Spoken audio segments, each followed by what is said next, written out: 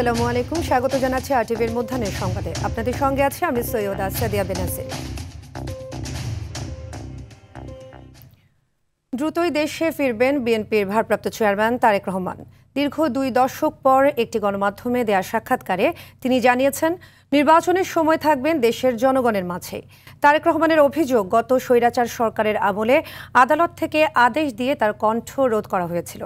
দীর্ঘ সাক্ষাৎকারে নির্বাচন, আওয়ামী লীগের রাজনীতি ও নেতাকর্মীদের বিচার, বর্তমান রাজনৈতিক পরিস্থিতি এবং সমসাময়িক বিভিন্ন বিষয়ে কথা বলেন তিনি। তো স্বৈরাচার সরকারের সময় কোর্ট থেকে রীতিমতন একটা আদেশ দিয়ে আমার কথা বলার অধিকারকে বন্ধ করে দেওয়া হয়েছিল। আমি যদি গণমাধ্যমে কিছু বলতে চাইতাম, হয়তো গণমাধ্যমের ইচ্ছা ছিল ছাপানোর, গণমাধ্যম সেটি ছাপাতে পারতো না। আমি একবার প্রেস ক্লাবে কথা বলেছিলাম, তখন পরের দিন দেখলাম যে প্রেস ক্লাবে তখনকার যেই প্রেস ক্লাবের যারা সদস্য ছিলেন বা কমিটি ছিল, তারা তাদের মিটিং ডেকে একটি সভা করে তারা সিদ্ধান্ত নেয় যে তারা তখন আমাকে আইনের দৃষ্টিতে ফেরারি বলা হয়েছিল।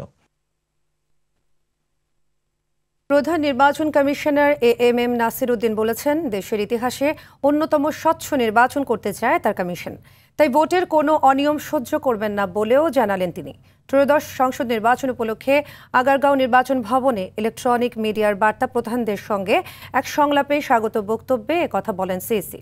এ সময় নির্বাচনকে কেন্দ্র করে গুজব ও প্রযুক্তিভিত্তিক অপপ্রচার ঠেকাতে গণমাধ্যম কর্মীদের প্রতি অনুরোধ করেন তিনি। সকাল 10:30টায় শুরু হয় কমিশনের দ্বিতীয় দিনের সংলাপ। প্রথম অধিবেশনের সংলাপ চলবে বেলা 12:30টা পর্যন্ত। দ্বিতীয় ধাপে বেলা 2:30টা থেকে বিকেল 4:30টা পর্যন্ত প্রিন্ট মিডিয়ার বার্তা প্রধানদের সঙ্গে সংলাপ করবে কমিশন। এই ইলেকশনটাকে আমরা অ্যাজ ট্রান্সপারেন্ট অ্যাজ পসিবল করতে চাই। আমরা চাই সারা বিশ্ববাসী দেখুক বাংলাদেশে সবকিছু লুকানো ছাপানো কিছু যাতে না হয়, এবং এটা আই মিন ইট, যে আমরা একদম স্বচ্ছভাবে আয়নার মতো পরিষ্কার করে এই ইলেকশনটা করতে চাই। এই ক্ষেত্রে আপনাদের সহযোগিতা খুবই দরকার হবে এবং আমরা এটা কামনা করি। আন্তর্জাতিক অপরাধ ট্রাইব্যুনালের চিফ প্রসিকিউটর তাজুল ইসলাম বলেছেন, অপরাধীদের প্রত্যেককে বিচারের আওতায় আনা হবে। পালিয়ে থেকে কেউ পার পাবে না। জুলাই আগস্টে সংঘটিত মানবতা বিরোধী অপরাধের মামলায় পলাতক আসামিদের গ্রেপ্তার করা প্রসঙ্গে কথা বলেন তিনি।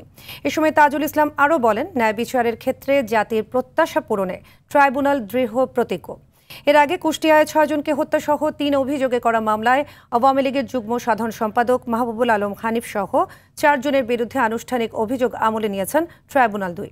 আসামিদের গ্রেপ্তারের পরোয়ানা জারি করে 14 অক্টোবর হাজিরের নির্দেশ দিয়েছে আদালত। এদিকে ট্রাইব্যুনাল 1-এ জুলাই আগস্টে সংঘটিত মানবতা বিরোধী অপরাধের সাবেক প্রধানমন্ত্রী শেখ হাসিনা সহ 3 জনের বিরুদ্ধে করা মামলায় শেষ সাক্ষী ও মূল তদন্ত কর্মকর্তা মোহাম্মদ আলমগীরকে জেরা করছেন শেখ হাসিনার রাষ্ট্র নিযুক্ত আইনজীবী।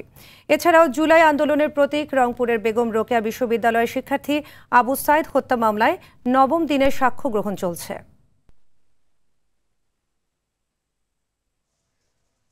আওয়ামী লীগের প্রভাবশালী নেতা এবং তাদের যুগ্ম মহাসচিব মাহবুবুল আলম হানিফ সহ কুষ্টিয়ার আরও 3 জন নেতার বিরুদ্ধে ক্রাইমস অ্যাগেন্স্ট হিউম্যানিটির অভিযোগ আমলে গ্রহণ করেছেন। তাদের বিরুদ্ধে গ্রেপ্তারি পরোয়ানা জারি করেছেন এবং আগামী 14 অক্টোবর এই পলাতক আসামিদের গ্রেপ্তার করে ট্রাইব্যুনালে উপস্থিত করার জন্য দিন ধার্য করেছেন। প্রত্যেককেই বিচারের মুখোমুখি হতে হবে। কেউ পার পেয়ে যাবেন, কাউকে ইনডেমনিটি দেওয়া হবে, কেউ পালিয়ে থেকে বাঁচার চেষ্টা করবেন, এই ধরনের দুরাশা করে লাভ নেই। ভারী বৃষ্টি ও উজান থেকে নেমে আসা পাহাড়ি ঢলে বিপদসীমার কয়েক সেন্টিমিটার উপর দিয়ে প্রবাহিত হচ্ছে লালমনিরহাটের তিস্তা নদীর পানি। এতে প্লাবিত হয়েছে নদী তীরবর্তী নিম্নাঞ্চল। ডুবে গেছে আমন ধান সহ ফসলি জমি ও মৎস্য খামার।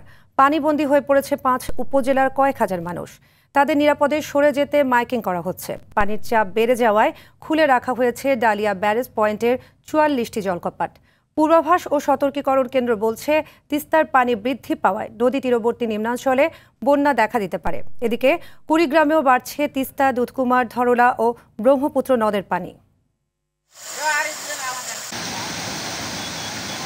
ভারী বৃষ্টি ও উজান থেকে নেমে আসা পাহাড়ি ঢলে বিপদসীমার কয়েক সেন্টিমিটার উপর দিয়ে প্রবাহিত হচ্ছে লালমনিরহাটের তিস্তা নদীর পানি। দর্শক, এ বিষয়ে আরও জানাতে লালমনিরহাট থেকে যুক্ত হচ্ছেন সহকর্মী মিজানুর রহমান। মিজান, বন্যা পরিস্থিতির সর্বশেষ খবর কি আমাদের জানাবেন? সেই সাথে দুর্যোগ মোকাবেলায় প্রশাসনের কোনো পদক্ষেপ দেখতে পাচ্ছেন কিনা?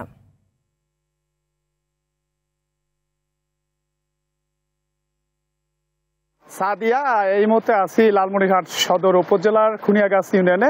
খুনিয়াগাছ ইউনিয়নের এই যে জায়গাটিতে আমি আছি, এই জায়গাতে কিন্তু এখন পর্যন্ত তিস্তার পানি আমার পেছনে দেখতেই পাচ্ছেন যে হু হু করে কিন্তু প্রবাহিত হচ্ছে। তিস্তার পানি হু হু করে প্রবাহিত হওয়ার কারণে এখানকার যে নিম্নাঞ্চলগুলো আছে সেগুলো কিন্তু ইতিমধ্যেই প্লাবিত হয়েছে এবং এখানকার যে আমন ধান ক্ষেত এবং মৎস্য খামার সেগুলো কিন্তু সব প্লাবিত হয়েছে। এখানকার সাধারণ মানুষ বলছেন যে এবারের মতো 5 বারের মতো বন্যা হয়েছে। 5 বারের মতো বন্যা হওয়ার কারণে কিন্তু ঘরবাড়ি থেকে শুরু করে এবং তাদের যে মৎস্য খামার সবকিছু কিন্তু তলিয়ে গেছে। তলিয়ে যাওয়ার কারণে কিন্তু মৎস্য খামারের যে মাছ রয়েছে সেগুলো কিন্তু ইতিমধ্যেই তিস্তার পানিতে ভেসে গেছে। আমরা যদি আরেকটি তথ্য দিয়ে রাখি যে কাউনিয়া তিস্তার যে কাউনিয়া ব্যারেজ পয়েন্ট আছে, সেই কাউনিয়া ব্যারেজ পয়েন্টে কিন্তু এখন 2 সেন্টিমিটার উপর দিয়ে তিস্তার পানি প্রবাহিত হচ্ছে। 2 সেন্টিমিটার উপর দিয়ে পানি প্রবাহিত হলেও পানি উন্নয়ন বোর্ডের সঙ্গে আমরা কথা বলেছি। পানি উন্নয়ন বোর্ড জানিয়েছে আগামী 72 ঘন্টা ডালিয়া যে ব্যারেজ পয়েন্ট আছে সেই ডালিয়া ব্যারেজ পয়েন্টের পানি স্বাভাবিকভাবে কিন্তু প্রবাহিত হবে। তো আমরা এখানকার যারা সাধারণ মানুষ রয়েছে তাদের সঙ্গে কথা বলেছি, তারা আমাদেরকে জানিয়েছেন যে তাদের কিন্তু রান্নাবান্না থেকে শুরু করে সব ধরনের যাতায়াতেরও সমস্যা হচ্ছে, কারণ তিস্তার পানি। ধন্যবাদ মিজান। ভোলায় নিষেধাজ্ঞা অমান্য করে ইলিশ ধরা ও বিক্রির অভিযোগে 6 জনকে আটক করে বিভিন্ন মেয়াদে কারাদণ্ড দিয়েছে ভ্রাম্যমাণ আদালত। আর জব্দ করা মাছ বিতরণ করা হয়েছে এতিমখানায়। অভিযানের সময় মনপুরায় জেলেদের একটি অংশ মৎস্য বিভাগের টিমের উপর হামলা করে। এ ঘটনায় 3 জনকে আটক করে নৌবাহিনী। এদিকে ঝালকাঠির সুগন্ধা ও বিষখালী নদীতে অভিযান চালিয়ে 16,000 মিটার কারেন্ট জাল ও 20 কেজি ইলিশ জব্দ করে মৎস্য বিভাগ ও স্থানীয় প্রশাসন।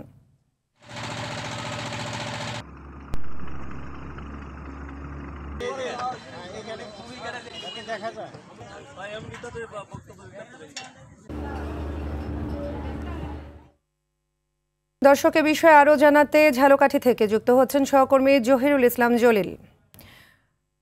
অভিযানের সর্বশেষ খবর আমাদের জানাবেন, সেই সাথে মৎস্য বিভাগের টিমকে আর কোনো বাধার মুখে পড়তে হয়েছিল কিনা সে বিষয়টিও জানাবেন।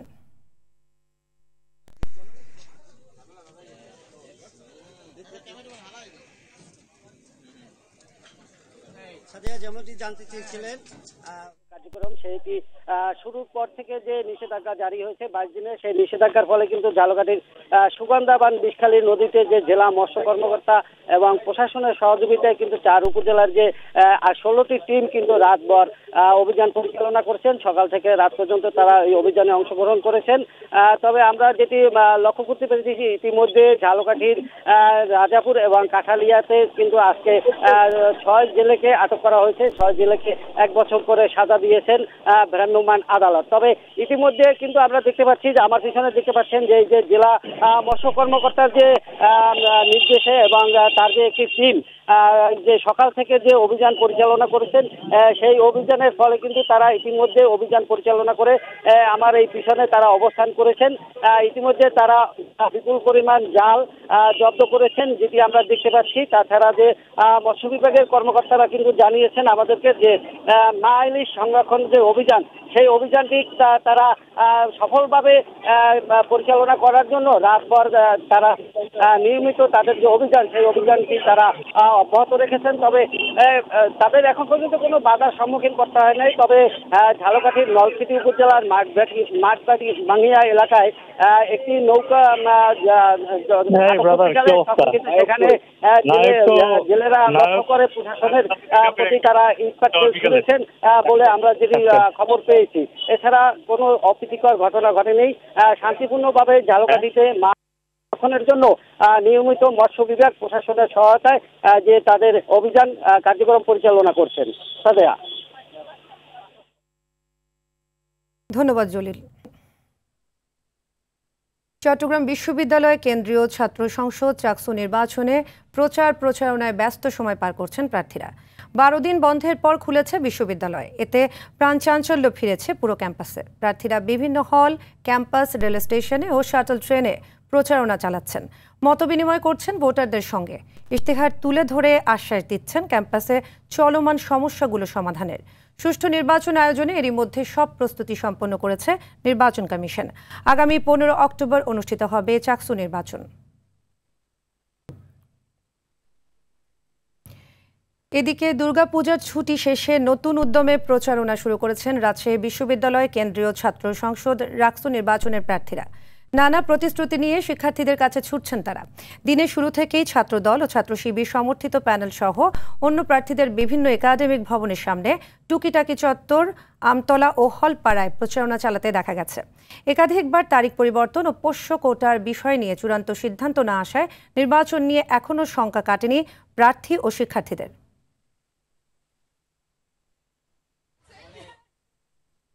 নানান নাটকীয়তার পর শুরু হলো বহুল কাঙ্ক্ষিত বিসিবি নির্বাচন। রাজধানীর হোটেল প্যান প্যাসিফিক সোনারগাঁয়ে সকাল 10টা থেকে শুরু হয় ভোট গ্রহণের আনুষ্ঠানিকতা, চলবে বিকেল 4টা পর্যন্ত। সকাল 11:30টার দিকে ভোট দেন বিসিবি সভাপতি আমিনুল ইসলাম। প্রথমবার ভোট দিতে পেরে খুশি বুলবুল জানান, সুষ্ঠুভাবে হচ্ছে ভোট গ্রহণ। বিসিবির পরিচালকের চেয়ারে বসার জন্য নির্বাচনে লড়ছেন মোট 29 জন। এখান থেকে নির্বাচিত 23 জন পরিচালকের সঙ্গে জাতীয় ক্রীড়া পরিষদ মনোনীত 2 জন সহ মোট 25 জনের হাতেই আগামী 4 বছরের জন্য থাকবে দেশের ক্রিকেটের দায়িত্ব। এরই মধ্যে বিনা প্রতিদ্বন্দ্বিতায় পরিচালক হয়েছেন 8 জন। রাতেই হবে সভাপতি ও সহ সভাপতি নির্বাচন। বিভিন্ন জেলা থেকে লোকরা এসে, ক্লাবের লোকরা এসে, অল দ্য স্টেক হোল্ডার্স আছে এখানে। এক্সাইটমেন্ট তো থাকবে দুটো, একটা হচ্ছে দাঁড়িয়েছি, so let's see, hope for the best. আমরা তো যা বলার আজকে শেষ হোক, তারপরে সব একসাথে বলবো, ডিপেন্ডিং অন দ্য। দর্শক, এই মুহূর্তে বিসিবি নির্বাচনের সর্বশেষ অবস্থা জানাতে আমাদের সঙ্গে যুক্ত আছেন সহকর্মী রাফি আমিন। রাফি, বিসিবি নির্বাচনে উত্তেজনা কেমন দেখছেন, আর সবশেষ কি আপডেট আছে আপনার কাছে জানাবেন?